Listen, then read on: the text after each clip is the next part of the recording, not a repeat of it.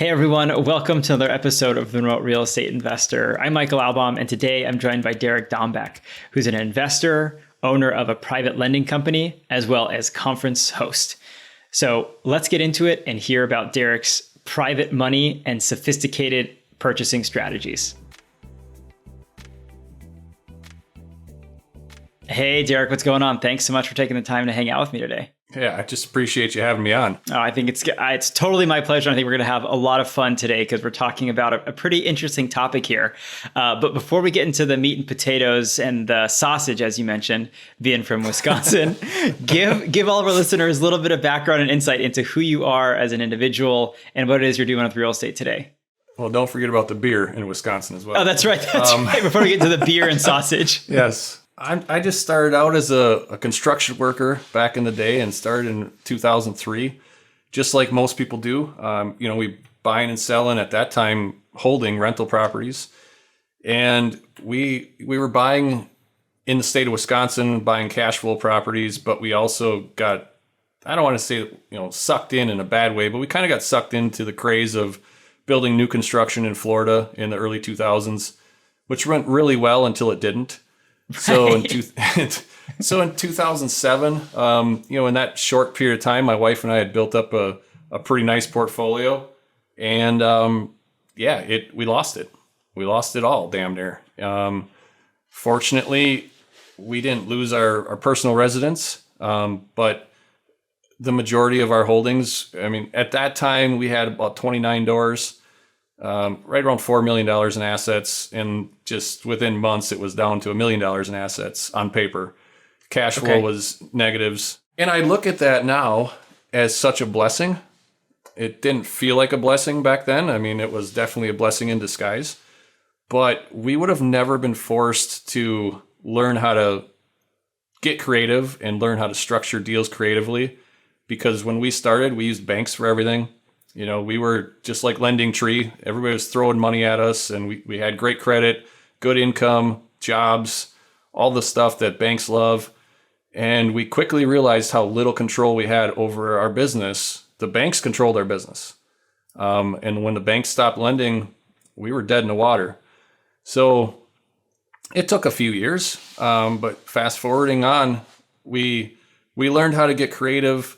And more than that, I learned how to talk to people, because I didn't hide from our problems like many. I didn't join all these class action lawsuits, blaming everybody for everything that went wrong. There certainly were people that did us wrong, but at the end of the day, we take responsibility for our own actions.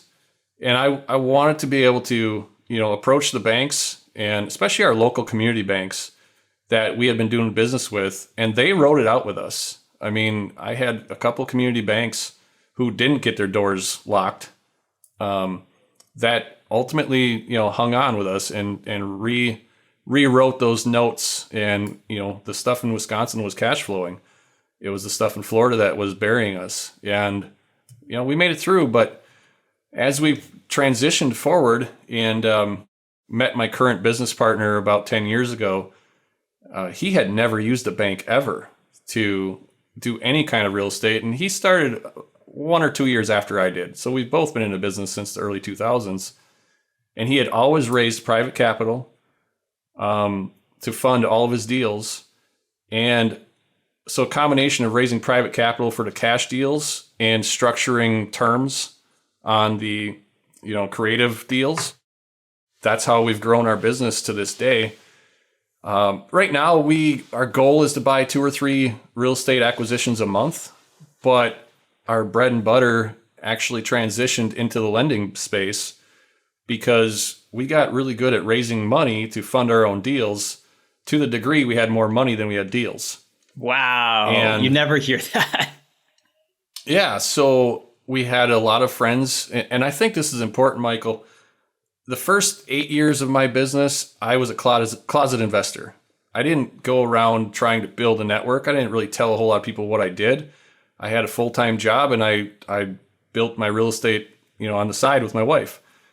After that, we realized it's a team sport, and I had to go out and find people to work with and, people to collaborate with when I needed help.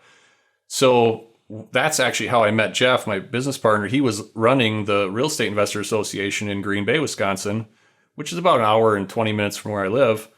And, I started to see the importance of having a network, growing a network. And since then, that's where we found all of our borrowers. And that's where we found a lot of our private money as well. So we had the reputation of being reputable. We knew what we were doing on the real estate side. Our investors had money to place. Our friends needed the money for their own deals. And we started playing monkey in the middle and getting paid to, put the deals together. That parlayed into what is now about an average of 20 to 25 loans a month going out the door. And, holy smokes. Several $1 million a month in loans. And we're still 100% privately funded. We don't take on institutional money. I won't sit here and say it'll never happen, but we have no intentions of it. Because part of the cool thing, Michael, is when I deal with mom and pop investors, I get to help them, right? A lot of our investors were getting, 1%, 2%, 3% return on their money, and they're getting 9%. Secured by real estate. Like, it's changed a lot of their lives and a lot of their retirement accounts and things like that. So it's been really, really fun. I honestly don't know where it's gonna lead to. I mean, the opportunities are presenting themselves, and we're open to growth as long as it's controlled growth. And you and I talked a little bit before we jumped on camera here about our lifestyles, and I really like to be able to travel with my family and work remotely. Mm-hmm. And that's something that the lending business affords us versus managing flips or even rental properties. We still do that, and we have staff, but if I'm going to scale a business, I want to scale the lending business versus the landlording business. If that makes sense. Yeah, it makes total sense. So, Derek, I'd love if we could dive into something that you mentioned, and that's about structuring deals creatively. Yeah. Since I think it's something that people talk a lot about. A lot of our listeners have probably heard of the term creative financing or creative deal structuring, but let's talk about and unpack, what does that really mean? So give us a little bit of insight. When you say that you structure your deals creatively, what does that mean? So I think I want to clarify what people title creative deal structuring. So you've heard of purchasing a property subject to its mortgage. You've heard of leases. You've heard of options. You've heard of land contracts or contract for deed, seller financing using notes and mortgages. Those to me are all individually, they're all strategies. When you stack those strategies together in any 1, 2, 3, 4, different strategies all together, I consider that deal structuring. Okay. That's my definition for it. So when I get a seller, I do the majority of my negotiating over the phone, only because we operate in a fairly rural area, and we operate in a 200-mile diameter. So, wow. Yeah, and I don't want to jump in the car, even though gas is cheap.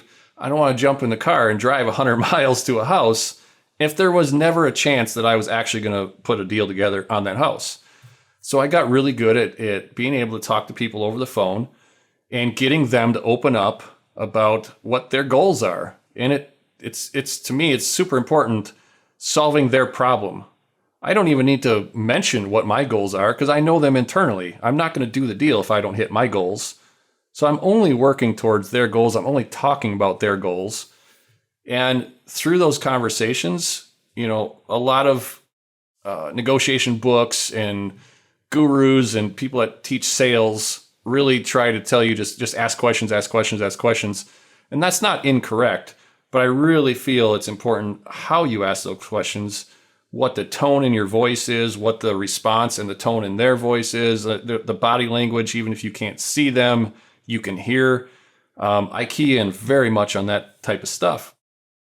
So I just did a presentation last week, so I'll probably use a couple of the same case studies, but I did a presentation down in Milwaukee, Wisconsin on this very topic. And people are like, well, how do you get somebody to tell you what they really want? How do you get somebody to tell you what they owe on their loan? How do you get them to do all these things? And I feel like, number one, I'm just really blunt, not in a rude way, but I don't hold anything back. I have no problem. If somebody's going through a foreclosure, for example, I have no problem saying, Michael, I've been through several foreclosures myself. I lost everything. I know how you feel. And they know if I'm bullshitting them or not, right? Especially if they can see me. If we're at a kitchen table and I'm able to do that, they can see my face. But yeah, I've lost family members. I've lost my father. So we've dealt with the grief and the probate and everything that you go through if you're dealing with somebody that's selling an estate. So I have no problem opening up about that, being vulnerable, letting them know I am clearly here to help. And I am going to profit, and I'm not going to hide that fact. I'm going to profit if I'm able to help them, but I'm helping them. So the first thing I do within the first 2 minutes of any phone conversation or in person, but typically it's on the phone, is I have a little elevator pitch. And so, Michael, I'm just going to use you as the seller, right? Please. Michael, I just want you to know that we buy houses in several different ways. All cash is not a problem, but that's typically going to be our lowest offer. If that doesn't solve your needs or doesn't meet your needs, we can look at taking over your payments if you still have debt. If you don't have debt, we can make payments to you over time. And in some cases, we actually just lease your property and put a document in place called an option, and we purchase it in the future. That works really well if we're dealing with a landlord who's trying to offset some capital gains taxes for right now. Just tell you all this, Michael, so you understand I'm going to ask you some questions that most people probably would never ask you, but I'm really trying to give you a solution for your problem today. Is that fair? And totally. Pitch. Okay. You can tell I've said that, right? A couple thousand times or more. Yeah. What that does is that sets up any question I ask moving forward.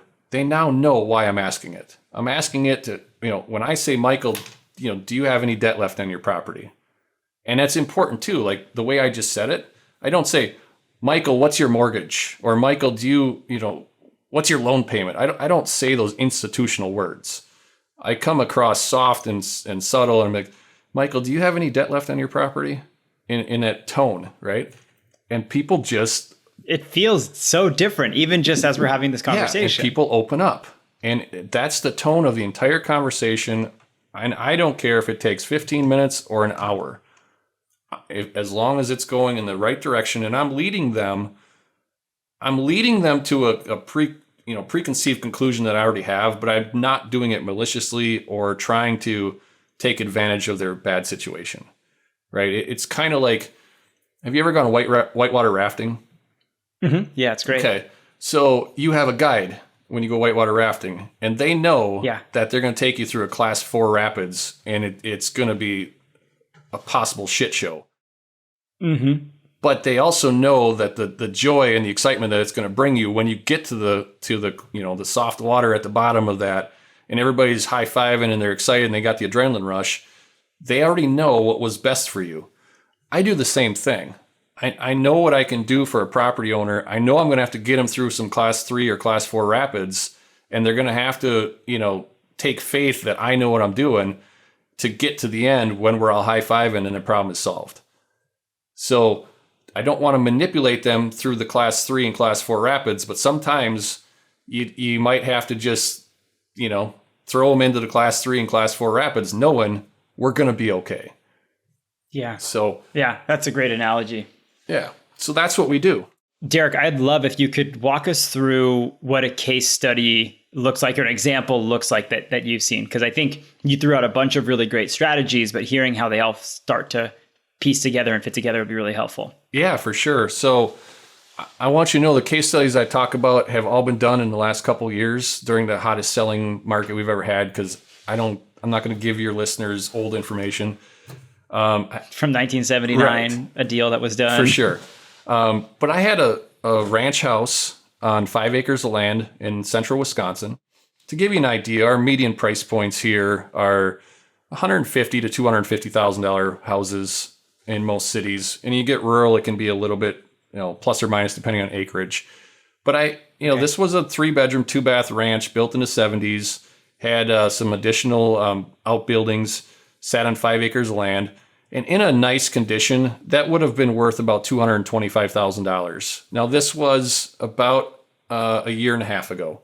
Okay, so today's market, it would have been up another 20, 30 grand.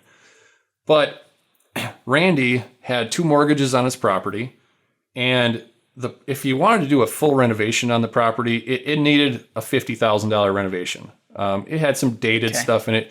Part of it had been updated, but Randy was a bachelor. There was not a lot of wear and tear on the property, but he had some foundation issues. We had some leakage going into the basement. A lot of those things can be easily solved, which I'll mention in a second. He was retiring and apparently had met a woman from out of state, and he literally wanted to retire and move within a week and go move to South Dakota where she lived. He did not want to deal with a realtor or showings or having to do anything to the house to make it pass a home inspection, anything like that. His 2 mortgages were totaling $132,000, and my cash offer to him was $124,000. And he said, I can't take $124,000 for some obvious reasons and some other reasons he just didn't want to, right? So we talked about potentially doing a joint venture where I said, Randy, I could come in, I could stick the time and money into the property, and we could, I want to get my money back, hit a certain profit margin, we could split any extra proceeds. I don't like doing that with civilians. I don't mind doing that with other investors, but I'm not a fan of doing it with civilians. And ultimately, he didn't like it either, because how do I trust you? How do you trust me? And I said, okay, well, what do you want to get in your pocket? And he said, I really want $150,000. If I got $150,000, I walk away, I've got a little bit of money to start over with. And I said, well, if you listed this with a realtor, you could sell it for more than $150,000. And he said, yeah, I know, but for the same reasons I already mentioned, he didn't want to deal with it. I said, how long would you typically list your property with a realtor for? And he said 6 months. Again, we know the answer already, but I'm still asking the question. I said, okay, Randy, what if I had 6 months on an option to purchase your property for $150,000, and I stick whatever I feel necessary into the property to sell it in the next 6 months? Whatever I sell it for over and above the $150,000 is my profit. And he said, yeah, I'm okay with that. And I said, okay, I also want a lease, so I have the legal right to use the property. Now, I'm not going to use it to live in. I'm going to use it so that I can fix it up. And he said, that's great. And I said, what do you think is a fair price for rent? Now, remember, I'm going to be paying the utilities, and I'm going to take care of this. This was the fall of the year, so there's leaves falling, and there's yard maintenance and some landscaping, which a realtor is never going to do, right? Yeah, and potentially there could be snowfall during this 6 months, so I'm going to have snow plowing and all these other expenses. And he said, well, I don't really need anything for rent.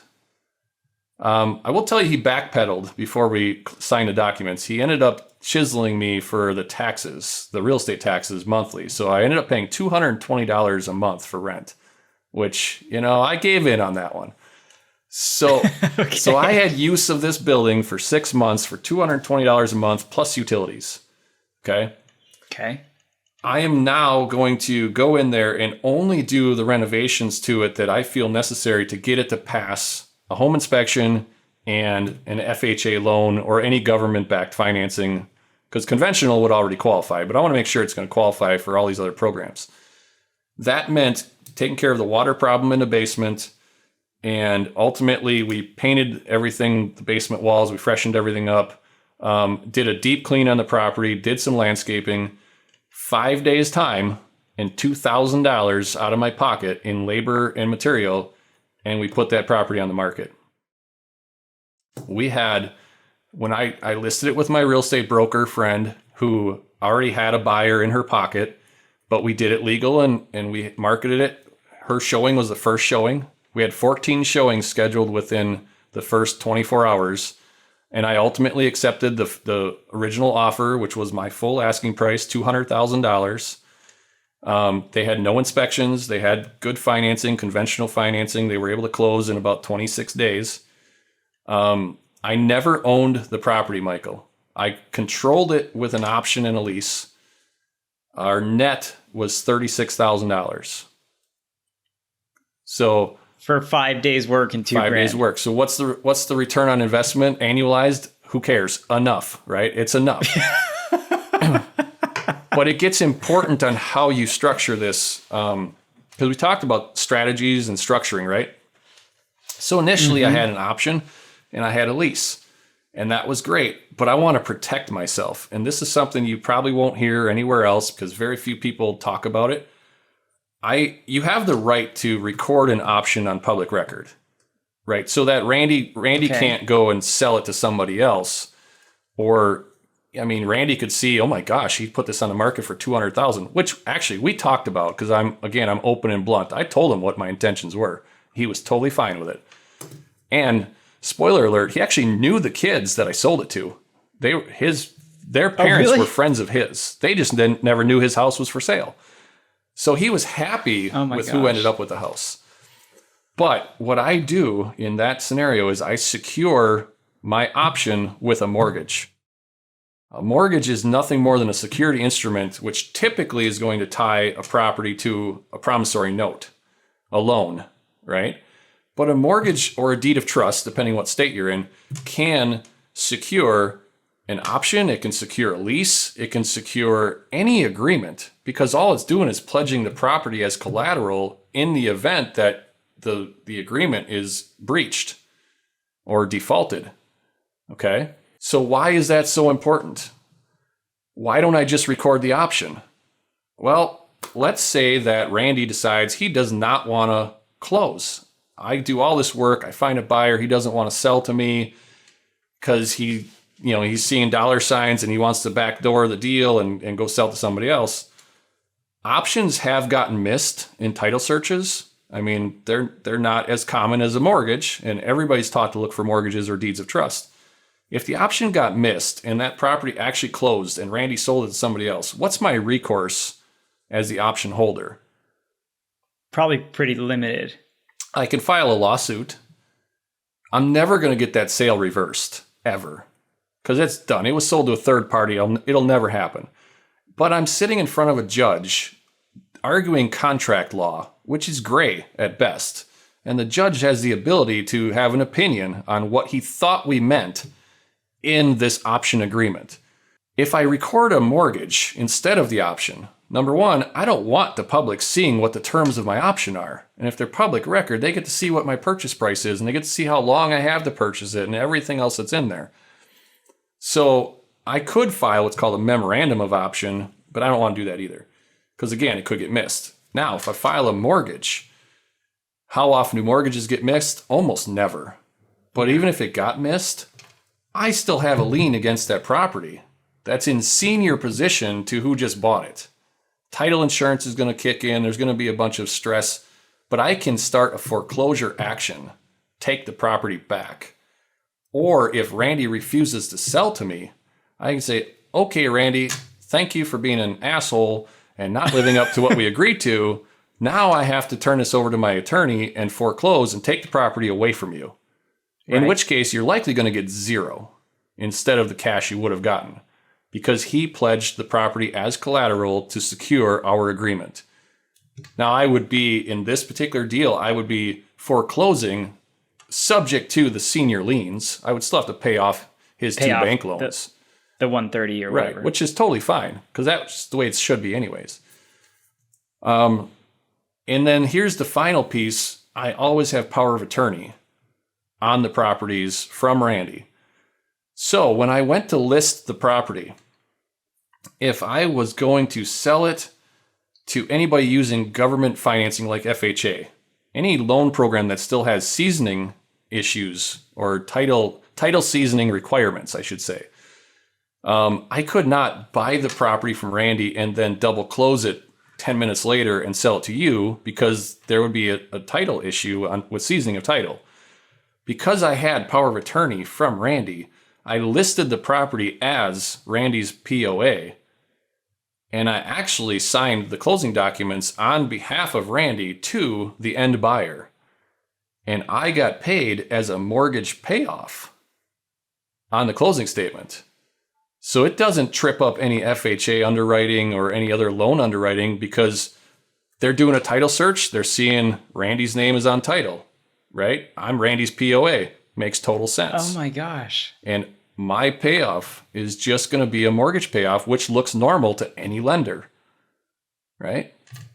So we stack a couple different tools there, and that's creative deal structuring. That is why, for anyone who's watching this, you'll see my mouth is agape. For anyone listening, just have to take my word for it. My jaw just dropped to the floor. That's wild, Derek. How did you figure this stuff out, man? I have a PhD, a public high school diploma, and I have a network. Like mentioned earlier, it's all about your network. I have friends that most of them are, in their 60s and 70s. I'm in my 40s, but these guys have been there, done that. So when I have a deal that comes up, I'm able to pick up the phone and talk it through with my friends. And over the years, now people are calling me to get the advice that I learned from them, right? But it's all about the network. It really is. Because you can read it, you can hear it, you can look at it in a book or a seminar. Until you're actually on the streets working the real deals, most of the time it doesn't sink in. It doesn't for me, at least. Yeah, I got to be, right? So, that's one deal, which was actually pretty basic in my world. I didn't stack a whole lot of strategies there. It was really just a lease option. But they get more intense and they get more layers depending on what we're trying to solve. I won't probably have time to give you the details, but I'll tell you, we bought a house subject to a first mortgage of roughly $65,000. I don't have it in front of me, so I'm going to kind of round up the numbers, right? Yeah. The seller wanted $105,000, and so first mortgage subject to $65,000. She needed $10,000 cash, and she was willing to carry the remainder of the purchase price on a second mortgage with payments of $200 a month until paid in full at 0% interest. I needed about $20,000, 10 to give her in the cash and 10 to stick into the property to do, some paint and carpet and cleanup. And then I was going to lease option it to a tenant, future buyer. So I approached a financial friend who has a small IRA. How do I know they have a small IRA? Because I communicate with all my financial friends. Had a small IRA. I said, hey, Dan, I need $20,000. I'll give you 6% interest only quarterly, and I'll give you 25% of the equity in the property someday when we sell it. He said, okay, cool. And that's in his IRA, so that's growing tax-free for him. Right. So I'm into the deal with nothing out of my pocket. We ended up about a little over 2.5 years later, it sold, to a lease option buyer, and everybody got paid off. Dan got his portion. She got the remainder of her second mortgage. The bank got their money. Everybody got paid. I can't even remember what the ROI was, but it was pretty sick because I had nothing into it. Right. But that we stacked a lot of strategies in that deal structure. This is wild, Derek. We got to do like 5 episodes with you, man. Just talking about all this. This is mind blowing. But we're gonna wrap up here in a minute. But you said a couple things that I want to come back to and make sure that people really heard and that sink in. And one of which is that you said you're trying to solve these folks' problems before mentioning what your goals are, or you're not even maybe mentioning what your goals are, which I think is so important because so often in just sales in general, real estate transaction, it's you versus me, us versus them type of mentality. But what you're talking about is coming, hey, putting your arm around the person. We're on the same team.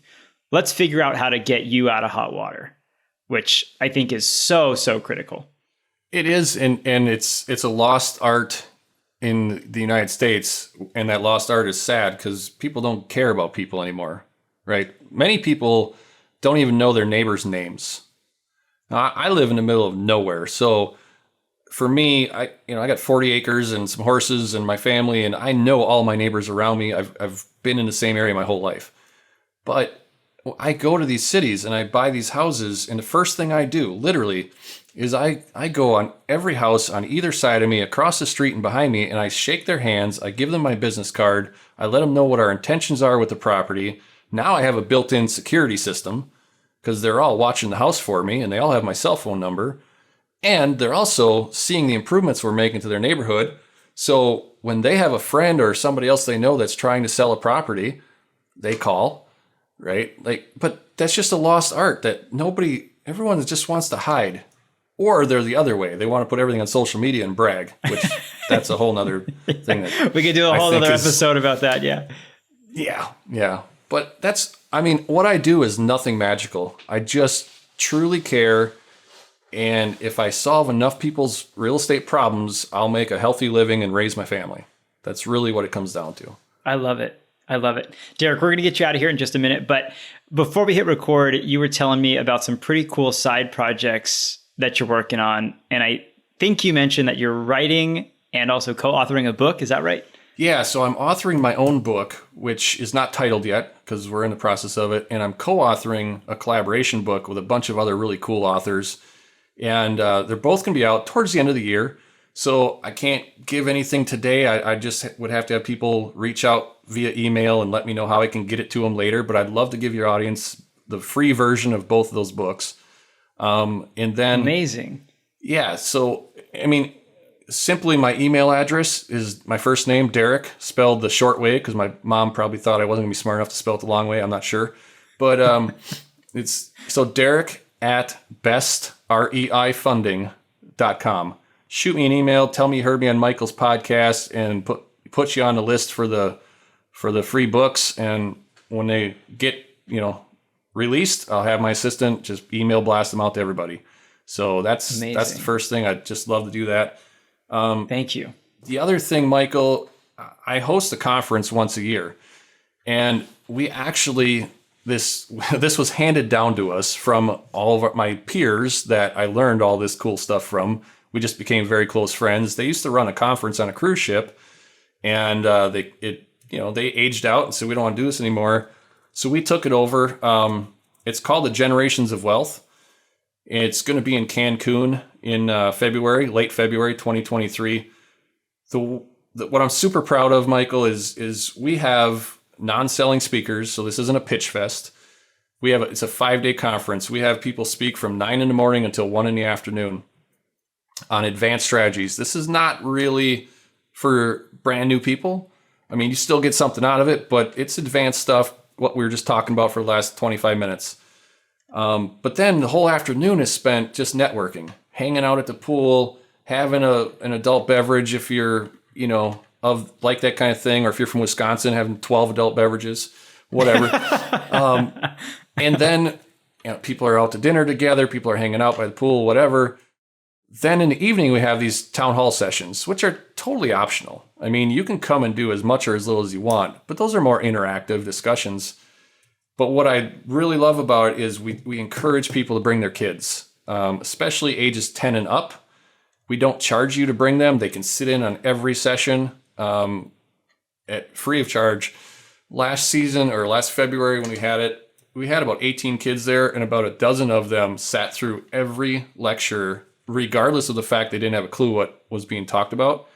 Other than my 15-year-old daughter did a presentation on how to get your kids involved in your business, which made me super proud.